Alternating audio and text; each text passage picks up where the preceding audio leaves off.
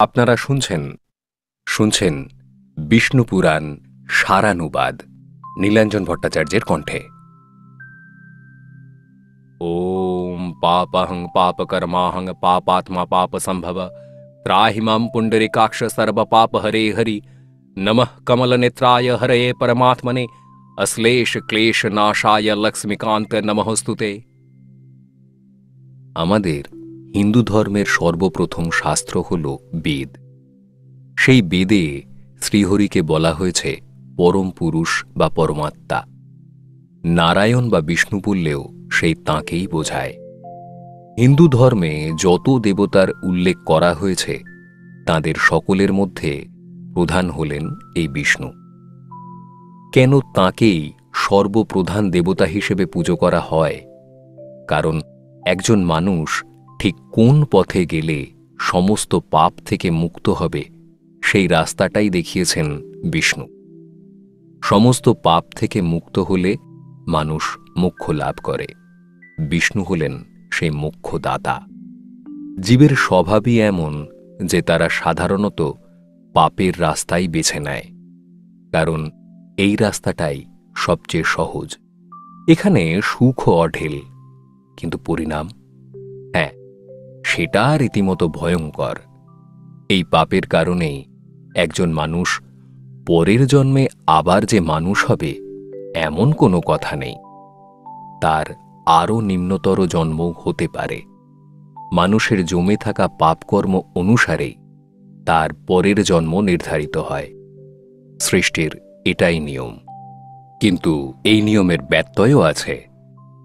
নারায়ণ বা বিষ্ণুর শরণে এলে মানুষের সমস্ত পাপ ধুয়ে যায়, তার আর কোনো নিম্নগতি হয় না।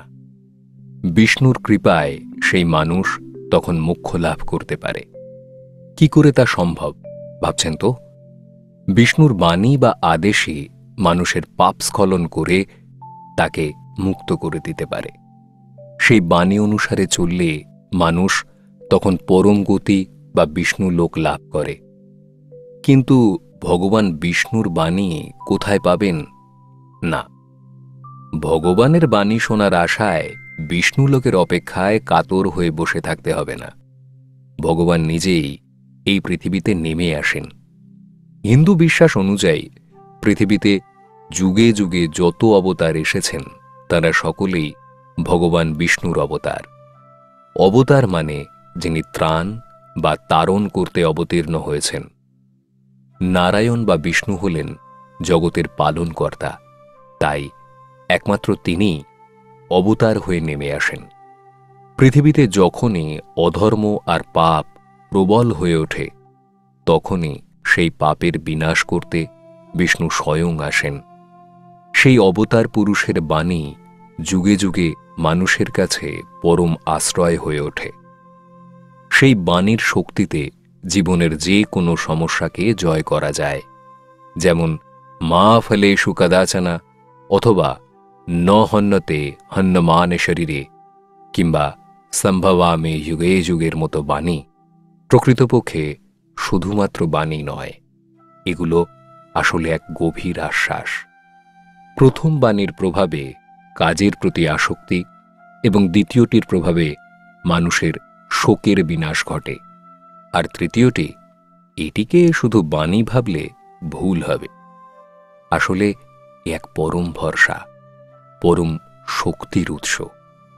যুগে যুগে তিনি স্বয়ং আসবেন, এই যে প্রতিশ্রুতি, এর প্রভাবে মানুষ নিজের সবটুকু দিয়ে তাঁর জন্য অপেক্ষা করতে শেখে। এই অপেক্ষাই তাকে নিষ্পাপ করে তোলে, নির্ভীক করে তোলে। বিষ্ণু তাই পাপ নাশক, পাপ হরণ করেন, তাই তিনি হরি। বিষ্ণুর কোন অবতার মানুষকে কিভাবে উদ্ধার করেন? সবার আগে কার ভজনা করবেন? আসুন এবার বিষ্ণু অবতারের বিষয়ে জানা যাক।